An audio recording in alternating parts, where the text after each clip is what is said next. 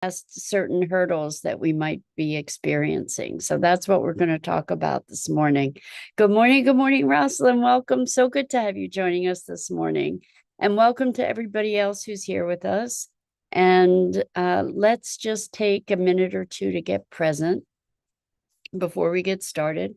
So let's take a deep breath in through your nose and hold it. And imagine clean, crisp oxygen flooding your lungs, flowing into your bloodstream, nourishing all your cells, your organs, bringing vital life energy to your body and being. And as you exhale, exhale any tension, stress, negativity, fatigue. And now let's take another deep breath in through your nose and hold it.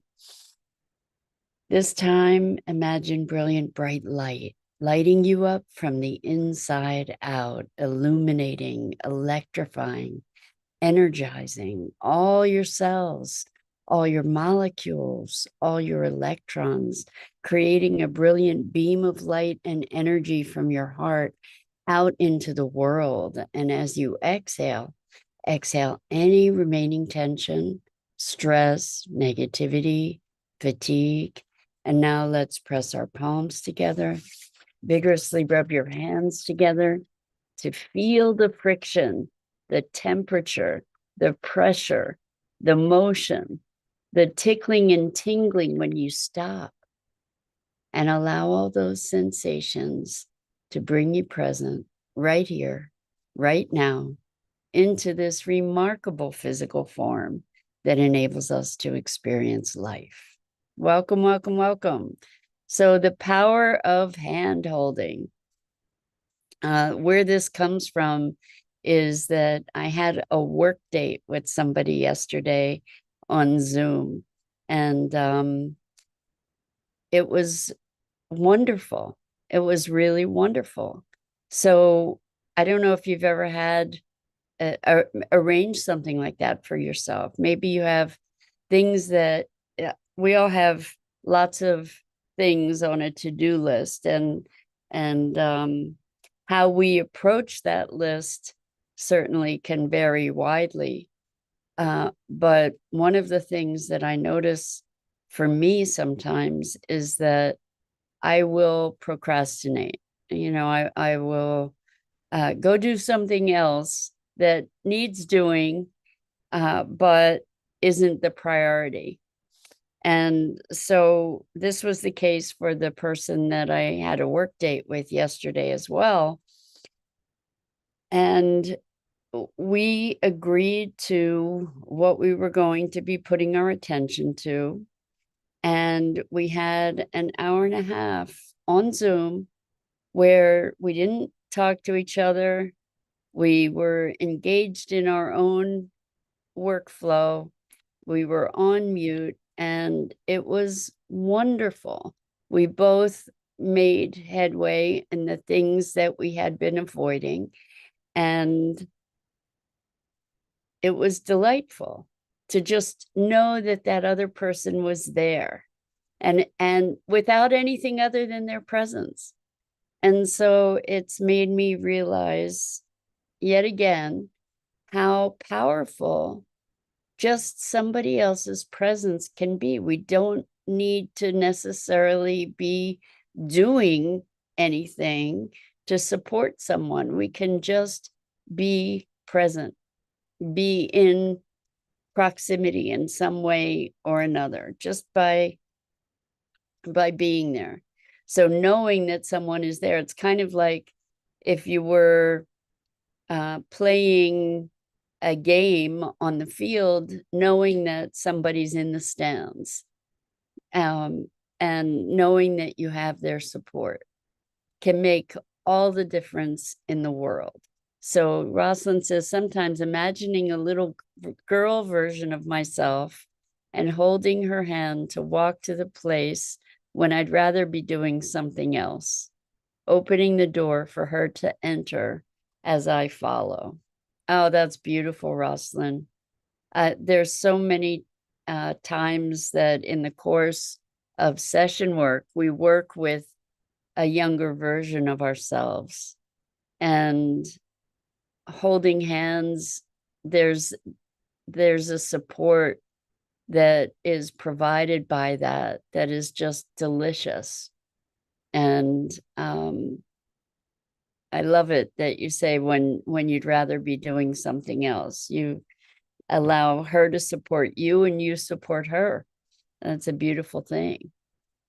Yeah, it's really quite a phenomena to recognize that bearing witness, I guess we could call it bearing witness, doesn't necessarily have to be physically holding hands, but bearing witness by being present for someone else. And in all different kinds of contexts, but particularly in a context where we're facing something that we have found ourselves blocked around, where we found ourselves challenged,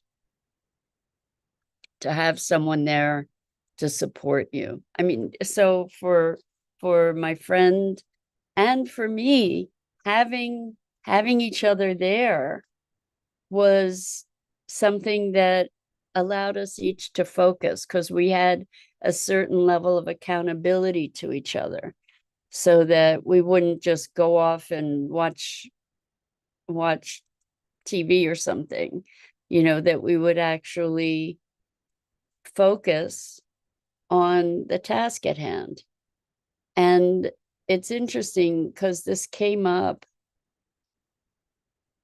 for this person actually in the context of a memory where, as a kid, they were working on a report.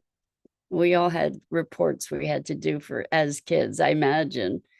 And they were very intimidated by the process with which they were supposed to do this. And it wasn't the way their brain thought. And they felt like they were drowning, and they were kind of left on their own to do it and figure it out. And they weren't able to really figure it out. And so this sense of drowning, rather than having somebody in this process, they allowed themselves to have someone be there for them and to say, okay, let's do it together. We'll do it together. And it's remarkable, just that support of somebody being able to ask you questions, to say, okay, well, what do you want the report to be about? Okay, great. You want the report to be about that. Where do you want to start? Great. I can be your recorder for you, and then you can consolidate it when we're done, for example. And so that's a little bit more of an active hand-holding kind of engagement. But that kind of simple support, which I've also done with clients, where they're trying to produce something and they're hitting a brick wall and are frustrated and upset, and then doing it together, having somebody to bounce things off of, for me anyway, unlocks a log jam. Because when I'm some projects, when I'm confronted with doing them myself, I cannot get myself motivated, and I get overwhelmed about where do I start with this, because it seems like there's so much. And somehow, when there's another person to help me focus in, or even just be there, so that my brain is saying somebody's here now, I can focus better because I'm accountable. I can do something. It's wild, and I know I'm not alone in this, but I can often do something for somebody else that I can't do very well for myself. And so when that somebody else is sitting there, that allows me to have the incentive to connect with that part of me that is able to rally. I mean, even with all the skills and with all the information and just sitting down to do it, having that other person be there sort of as an accountability buddy without ever having to say, here's what you need to do. Just being there is super empowering. And I wonder if you've experienced something like that, where you just couldn't get yourself to do something, and then somebody offered to give you an assist, and it made all the difference in the world. And I've seen people have massive breakthroughs in being, even by having that kind of support. So the logjam that we experience, oftentimes it's an internal logjam, right? Where we're just feeling overwhelmed or blocked, or maybe even thinking we're not capable, we're not competent, and maybe what's there is just like this little hill in front of us, but we can't see over to the other side. And so having somebody else to walk with us into that unknown, or somebody who might just be a couple steps ahead, who can see over the hill, tell us, hey, it's fine over here, or somebody who's already in the water saying, come on in, the water is great, that it makes all the difference. And I think as individuals, it's important for us to recognize what a powerful impact we can have on others just by virtue of our presence, just by virtue of our supportive presence. And it doesn't have to be that we have incredible skills or abilities. It can just, in so many cases, be, I'm here to support you. And I remember years and years ago, a family member was feeling extremely depressed. And we had a deep relationship, and the ability to affirm that person, for me to be able to share with that person how I experience and see them, and the light that they are.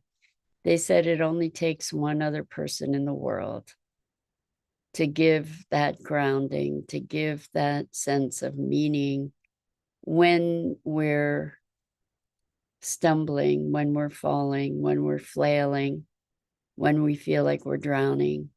It only takes one person to be able to see us, to know us, to love us, to offer a hand. It can be just such a powerful thing to offer that hand to even strangers. You see someone in trouble, rather than walking by, maybe you can say, hey, do you need some help? And the thing is that can be profoundly rewarding to the person who's offering that support. And I do want to make a distinction between help and support. And it's not that help generically is, I'm just creating sort of a contrast here. And certainly there are places where help is what's warranted. And I'm not saying that there's an absolute help versus support, but just for the purposes of illustration, I'm going to make that distinction here. Oftentimes help is, here, let me help you. Somebody's having a challenge doing something, and I'll go, here, let me help you. And then I end up doing the thing. And the question is, is that really help? Is it help for us to do something for someone else? Or, and there may be times when that's help. Or do we offer support to support that person in doing that thing, whatever it is, themselves, like by holding their hand or by encouraging them? There's a pitfall with help, as I'm talking about it in this particular specific context, that can actually be disempowering, that can actually cultivate dependency in a way that is not nurturing, that is not healthy, that's not healthy for either the helper or the helpee. So there's there the pitfall is that with help, it can often be experienced as an affirmation or confirmation of incompetence. Here, let me help you. Rather than, would you like some help? And what would support you? It's a big difference between, let me help you, I'm the authority, I know better, I'm more capable, I'm going to help you, I'll do it for you, versus, how can I support you? What would support you? Where that is something that individual is generating and requesting, rather than something being imposed upon them and their power taken away. And certainly that maybe the drive to help is coming from a good place, and oftentimes it's coming from a place of impatience. Like, you're not doing that fast enough, you're not doing it well enough, let me help you, I'm going to do it better, I'm going to do it faster. And then what does that leave the person who was originally doing whatever that task was? So help can often be something that is kind of driven by selfishness in its way. It looks like I'm helping you, and maybe I am. I mean, there are times, I'm just saying that what we get to do is to look at what our motivation is when we're trying to help. Is it so that we can feel better? Or is it to support the other person in their intentions? And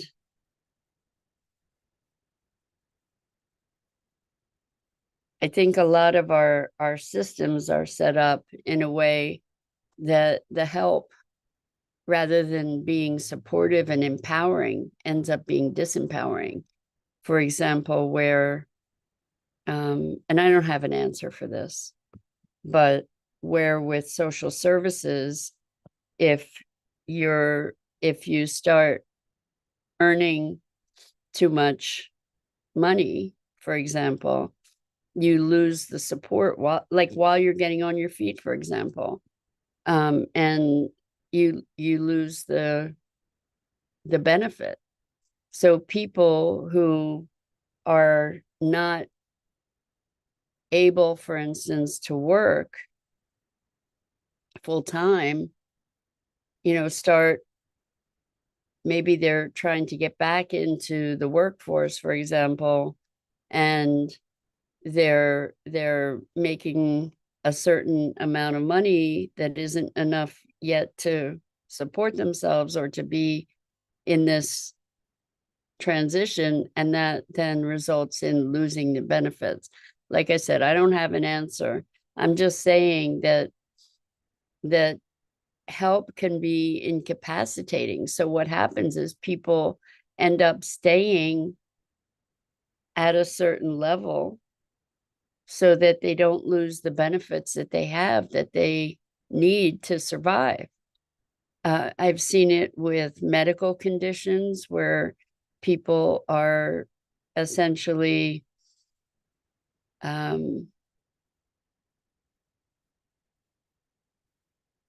motivated by their benefits to stay incapable, where they can't get well, because if they get well, the consequences are too extreme.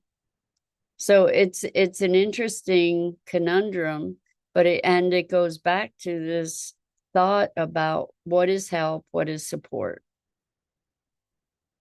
and how can we empower people, and the fact that we can empower people sometimes in very, very simple ways, like this hand holding thing, is just all I need is to know that someone's here by my side, like that if I'm stuck, somebody is here to cheer me on, for example. To have a cheerleader makes all the difference in the world.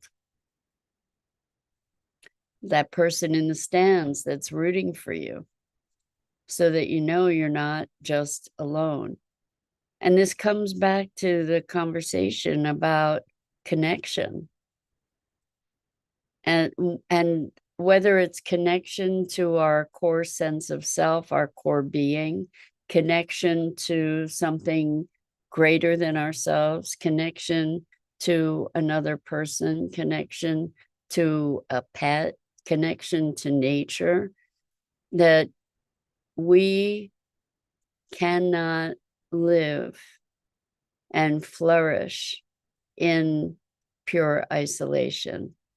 In fact, we are learning more and more about the fact that nature works in that way, with interconnections between plants and animals. We've talked about ecosystems, but we're experiencing this and discovering that there are much greater interconnections than we realized. Like in a forest, that there are interconnections between bacteria and fungi and different trees and different plants, creating this network of nutrients that they share with each other and that they broadcast to each other. So good morning, Bernadette. How wonderful to have you joining us. It's been a while. So we're talking about the power of hand holding, which is also the power of connection, but how easily just being there can make such a big difference for people, to know that they have someone who's rooting for them, that it can be that simple. To hold a hand can make such a difference, to know that we're not alone, because we're not. Any separation or aloneness that we experience is really an illusion. Bernadette says, I miss the touching. I can understand that 100%. And that's a role that pets fill that is just magical, that we have a sensual experience of physical touching, holding, cuddling, snuggling, petting experience with animals, with a pet, that fills a void, when we're in physical isolation from loving touch. So that's such an important thing. And again, hand holding. So that's it for today. I'm Mira Rubin. This is the Core Connection, and I go live here each weekday morning at 9 a.m. Eastern on the Enlightened World Network Facebook page and YouTube channel. And I invite you to like, follow, and share Enlightened World Network and me. And I, as always, always deeply appreciate the opportunity to be with you and to share these musings on what it is to be human. So until next time, so much love to you.